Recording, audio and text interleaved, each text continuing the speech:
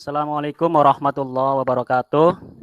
Selamat pagi anak-anak kelas 12. Selamat berjumpa kembali di pagi yang cerah ini. Mohon maaf untuk pertama, mungkin ini ada penyampaian bahwa pembelajaran yang hari ini akan bersifat daring ya, dengan menggunakan platform. Sebelumnya ingin saya tanyakan bagaimana kabarnya anak-anak. Apakah semua dalam keadaan baik? Mudah-mudahan selalu dijaga kesehatannya ya, karena musimnya sedang masa pandemi. Kemudian untuk mengawali kegiatan di pagi hari ini, kita berdoa sesuai dengan keyakinan dan caranya masing-masing. Ingin saya presensi kehadiran dari anak-anak. Ini coba panggil satu persatu seperti Mas Ade ada. Hadir Bapak. Oke, Mas. Selanjutnya ingin saya review kembali pembelajaran yang lalu. Kita telah membahas mengenai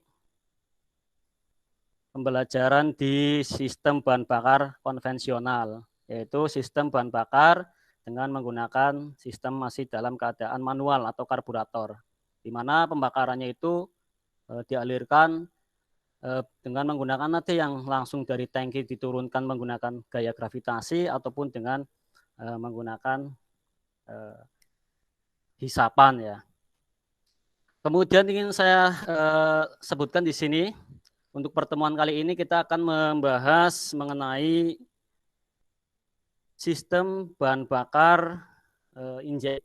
Jadi perbedaan di mana sistem bahan bakar konvensional dengan sistem bahan bakar injeksi.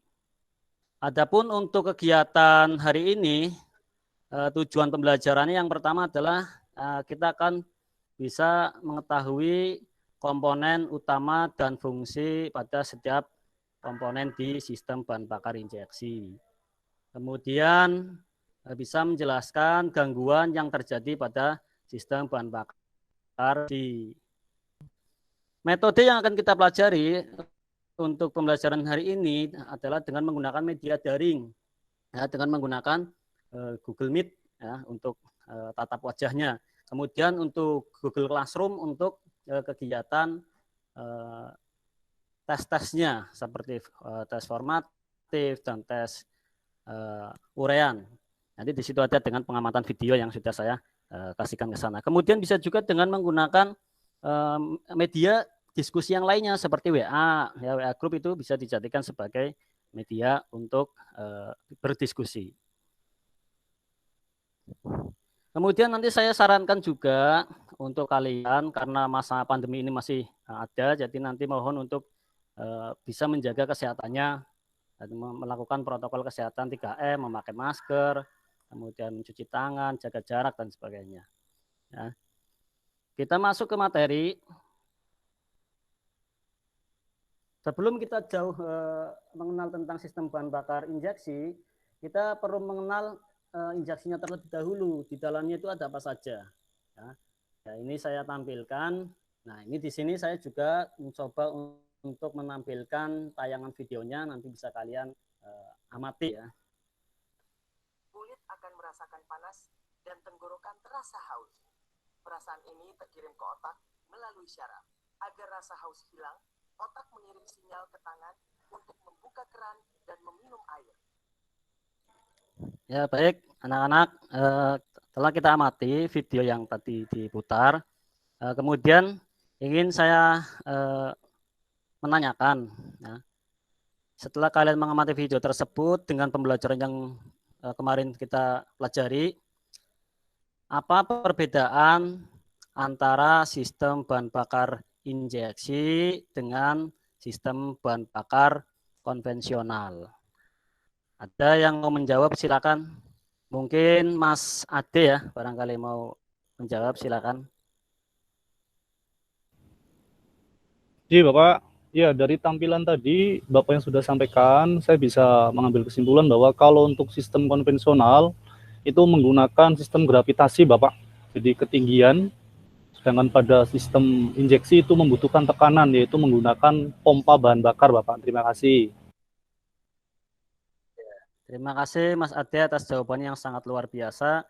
Mewakili mungkin dari teman-teman yang lainnya. Ya, ini bisa diartikan sensor itu bekerja seperti kulit yang ada pada manusia, ya, mendeteksi suhu lingkungan, kemudian melaporkan ke dalam otak atau ke dalam ECU. Nanti ECU akan memerintahkan injektor. Ya, kalau di sini ibaratnya adalah tangan menggerakkan keran. Jadi nanti injektor ini setelah diperintahkan oleh ECU akan menyemprotkan bahan bakar yang akan digunakan pada saat proses pembakaran. Link YouTube-nya di situ sudah ada, nanti barangkali ada yang mau membuka videonya lebih lanjut, catat ya. Selanjutnya, di sini ada bagian utama di sistem injeksi, di mana sistem injeksi yang tadi seperti di video kan juga ada, di situ ada 3 bagian utama. Yang pertama ada yang namanya aktuator. Ya, aktuator itu berarti perangkat atau komponen yang berfungsi melakukan kerja sesuai dengan perintah ECU. Kemudian di sini juga ada kontrol group ya untuk pengontrolan, semuanya nanti dideteksi oleh satu pengontrol yaitu ECU. Kemudian yang ketiga di sini ada sensor. Nah, sensor ini ya yang bertugas untuk mendeteksi kondisi mesin dan lingkungan sekitar, kemudian mengirim sinyal listrik ke. Kemudian di sini juga ada perumpamaan, ya, FID bekerja seperti apa? Seperti reaksi menguap dan meregangkan badan berguna untuk menambahkan suplai oksigen ke otak dan memperlancar peredaran darah. Ini sama persis fungsinya dengan fungsi FID. Saat mesin putaran dingin, RPM mesin perlu dinaikkan karena oli mesin masih dalam keadaan cukup kental. FID bekerja dengan cara menambah aliran udara ke throttle body pada saat mesin masih dingin sehingga bahan bakar yang disuplai dari injektor bertambah. Bertambahnya suplai bahan bakar menyebabkan putaran mesin meningkat dan mudah dihidupkan. Nah, ini reaksinya seperti orang menguap seperti itu. Kemudian di sini adalah skema aliran bahan bakar, di mana di sini ada yang namanya fuel suction. Nah, ini memeriksa tekanan bahan bakar. Ya. Jadi kita nanti melepas konektornya terlebih dahulu. Kemudian sebelum kita memasang yang namanya pressure gauge, ya kita harus mengaktifkan atau mengonkan starter supaya tekanannya itu, ya, tekanannya masih ada, dia akan nyemprot ya, nanti berbahaya. Jadi di starter selama 5 kali atau di sela-sela boleh, yang penting tekanannya itu hilang ketika akan dipasang pressure gauge. Nah, ini pemasangan fuel fed hose. Nah, ini yang terakhir adalah rangkaian specialist tool-nya. Dia akan dipasang dengan menggunakan alat specialist tool. Nah, dengan tekanan standarnya adalah kalau di motor bebek Honda itu sekitar 294 kPa, sedangkan di motor Yamaha seperti Vixen itu 250 kPa. Nah, kemudian nanti kalian bisa melihat di penugasan secara offline. Di situ sudah saya sisipkan atau sudah saya kasihkan di Google Classroom, itu ada kalian untuk pengamatan video. Ya. Jadi nanti kalian amati videonya, kemudian nanti bisa teman-teman perwakilan dari kelompok yang lain bisa menanggapi serta mempresentasikannya. 30. Untuk tugas diskusi sudah saya sampaikan di Google Classroom. Nah, silakan nanti kalian bisa lihat, atau ada pertanyaan untuk sesi ini, barangkali ada yang mau disampaikan dari, cukup jelas ya. Ya, jadi kesimpulannya adalah di kedua materi yang tadi saya jelaskan, dari mulai sistem bahan bakar konvensional dengan sistem bahan bakar injeksi, adalah cara kerjanya juga yang berbeda. Kemudian jenis-jenis komponennya juga berbeda.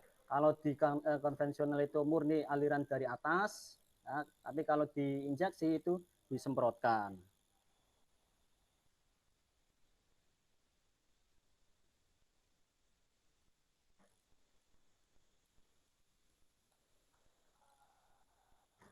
Nanti setelah kalian amati, bisa nanti dikirimkan jawabannya lewat Google Classroom lagi, atau di WA ya, di WA group, nanti bisa saling berdiskusi. Gitu ya. Nah, ini yang terakhir untuk kegagalan fungsinya seperti mil itu nanti kalau panjang kalau 3 detik itu nanti berarti nilainya adalah 10. Tapi kalau pendek nilainya 1 ya, nilainya 1. Berarti nanti tinggal ditambahkan kalau 10 nanti ditambahkan 1 artinya 11 dan sebagainya. Nanti bisa dilihat di Google Classroom. Begitu. Terima kasih atas perhatiannya. Itu yang bisa saya sampaikan. Kita harus selalu bersyukur kehadirat Allah Subhanahu wa taala yang selalu melimpahkan rahmatnya kepada kita semua sehingga kita dapat bertemu di kegiatan hari ini. Terima kasih. Sebelum selesai kita tutup dengan berdoa sesuai dengan keyakinan dan ajarannya masing-masing. Berdoa dimulai. Ya, terima kasih. Assalamualaikum warahmatullahi wabarakatuh. Waalaikumsalam.